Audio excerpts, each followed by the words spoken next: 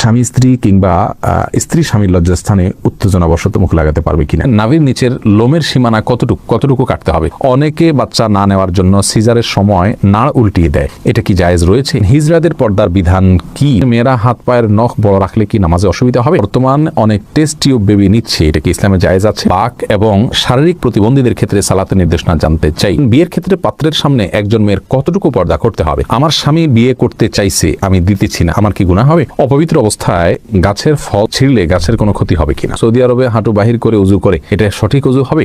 নাফিজা নুসহা জানতেছেন রাতে নখ কাটা যাবে কিনা? যাবে। গোসলের পর নখ কাটলে কি অপবিত্র হয়ে যাবে? না, হবে না। ফাইসাল, আপনি প্রশ্ন করেছেন অপবিত্র অবস্থায় গাছের ফল ছিঁড়লে গাছের কোনো ক্ষতি হবে কিনা। এর উত্তর হলো অপবিত্র অবস্থায় গাছের কোনো ফল ছিঁড়লে গাছের কোনো ক্ষতি হবে না, এমনকি যিনি ছিঁড়বেন তারও কোনো ক্ষতি হবে না।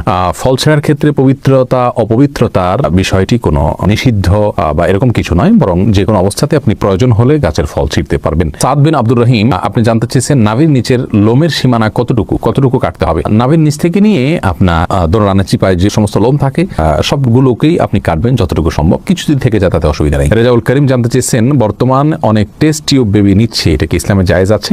টেস্ট টিউব বেবি, এটাতে ইসলামে মৌলিক নির্দেশনা হলো যদি স্বামী স্ত্রীর বীর্য এবং শুক্রাণু থাকে এবং আরো কিছু শর্ত আছে, সেক্ষেত্রে মৌলিকভাবে এটি জায়েজ রয়েছে যদি নিরুপায় ব্যক্তি হয় তার জন্য। জাকির কাজী জানতে চেয়েছেন কোনো কারণে কবর পরিবর্তন করার বিধান কি? কবর পরিবর্তন করা যেতে পারে বিশেষ কোনো কারণে, আপনার কবরের উপরে হয়তো কোনো গৃহ বা মসজিদ সম্প্রসারণ করতে হচ্ছে, তাহলে সেক্ষেত্রে কবরে যিনি শায়িত আছেন তার ধ্বংসাবশেষকে কোনো একটা ব্যাগে বা কিছুতে নিয়ে অন্য সাধারণ কবরস্থানে একটা কবরে দাফন করে দেওয়া, এটা বিধিবদ্ধ, এটা নাজায়েজ বা গুনাহের কোনো কাজ নয়। তবে সেটা একান্ত প্রয়োজন হলে তখন যে কোনো হেনতন অজুহাতে এরকম করা যাবে না, এটা কবরের বাসীর প্রতি অসম্মান প্রদর্শন হবে সেক্ষেত্রে। তানজিন মিষ্টি জানতে চেয়েছেন মেয়েরা হাত পায়ের নখ বড় রাখলে কি নামাজে অসুবিধা হবে? নামাজ হয়ে যাবে যদি আপনি নখের ভেতরে চিপায় পানি পৌঁছাতে পারেন, তাহলে সেক্ষেত্রে নামাজ হয়ে যাবে, নামাজের কোনো সমস্যা নেই। তবে যদি ব্যাপারটি এরকম হয় যে নিচে পানি পৌঁছাচ্ছে না, অতিরিক্ত হওয়ার কারণে ময়লা জমে যাচ্ছে, তাহলে সেটা একে তো অনুচিত, দ্বিতীয়ত হলো যদি পানি না পৌঁছে তাহলে সেক্ষেত্রে নামাজই হবে না। যেমন নখ যদি বের হয়ে থাকে তাহলে তলার অংশতে পানি পৌঁছাইতে হবে,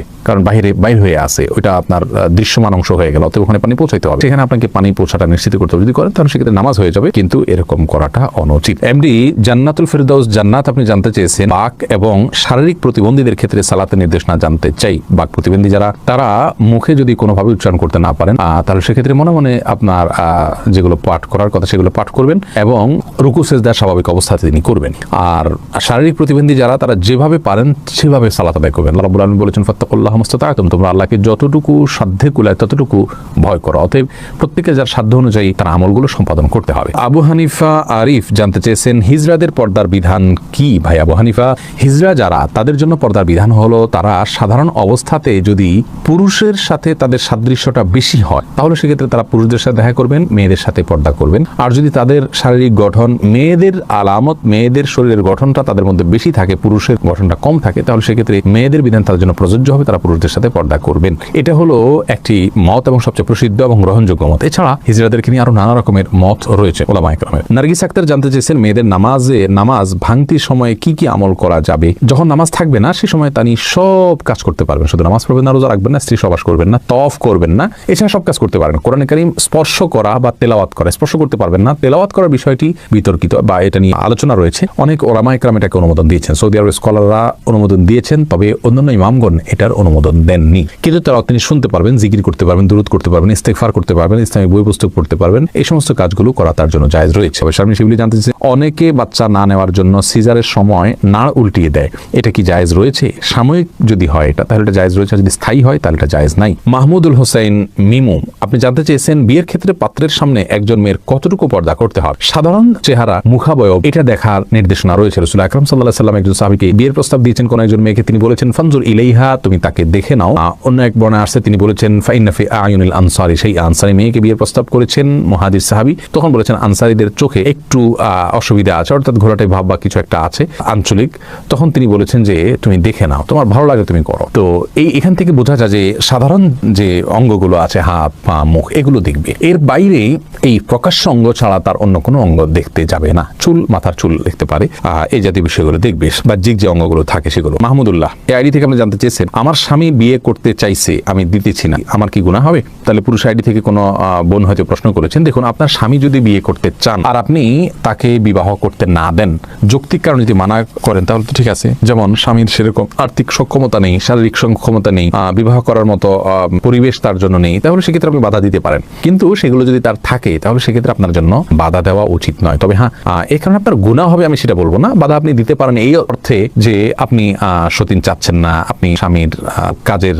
পরিণাম আপনাদের উভয়ের জন্য ভালো হবে না, সেই দৃষ্টিকোণ থেকে আপনি বাধা দিচ্ছেন, তাহলে আপনি দিতেই পারেন, গুনাহ হবে না। কিন্তু যদি আপনার আল্লাহর বিধানের প্রতি আপনার অবজ্ঞা থাকে এবং অশ্রদ্ধা থাকে তাহলে সেটি ভিন্ন কথা। সেটার কারণে হলে গুনাহ শুধু হবে না, তার কারণে ঈমানও যেতে পারে। বিল্লাল বাঙালি আপনি জানতে চেয়েছেন, সৌদি আরবে হাঁটু বাহির করে উজু করে এটা সঠিক উজু হবে? উজু হয়ে যাবে ভাই বিল্লাল, তবে হাঁটুর কাপড় সরিয়ে ফেলা এটা জায়েজ কিনা সেটা হলো মূল প্রশ্নের বিষয়। উজু নিয়ে এটা নিয়ে আপত্তি নেই, হাঁটুর কাপড় উঠে উজু করলে উজু হয়ে যাবে, বা উজু অবস্থায় হাঁটুর কাপড় উঠে গেলে উজু থাকবে, নষ্ট হয়ে যাবে না। কিন্তু হাঁটুর উপরে কাপড় উঠানো পুরুষের জন্য এটা জায়েজ কিনা, বিশেষ করে অন্য পুরুষদের সামনে, এই নিয়ে ওলামা একরামের এবং ফুকাহা একরামের মতো পার্থক্য আছে যে হাঁটু এটা সতরের অংশ কিনা। বিশুদ্ধ মত অনুযায়ী এটা সতরের অংশ। তো তবে সৌদি আরবের ওলামা একরাম এবং অনেকের মতেই আপনার হাঁটু এটা সতরের অংশ নয়। যেহেতু এটা সতরের অংশ নয়, যার কারণে এটা উন্মুক্ত হলে গুনাহ হবে না। এটার একটা যৌক্তিক ব্যাখ্যা এবং কারণ তাদের কাছে আছে, যার কারণে সেটাকে আমরা খারাপ সেন্সে দেখব না। তবে হ্যাঁ, একজন মুসলিমের জন্য যথাসম্ভব লাজ, লজ্জা এবং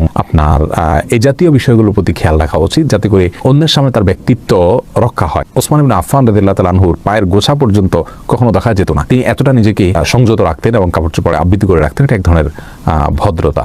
যাই হোক, শরীয়তের বিধানের কথা বলতে গেলে যেহেতু একটা শরঈ ব্যাখ্যা রয়েছে তাদের কাছে, যার কারণে সেটাকে আমরা হারাম বা গুনাহ বলতে পারবো না। তারিয়া আলম আপনি জানতে চেয়েছেন, কেউ বদদোয়া করলে এই বদদোয়া কাটানোর জন্য কি করতে হবে? বদদোয়া কাটানোর কোনো সিস্টেম নেই। আল্লাহর কাছে ইস্তেগফার করবেন এবং চেষ্টা করবেন ভালো পথে থাকার জন্য, আল্লাহর কাছে আশ্রয় চাইবেন।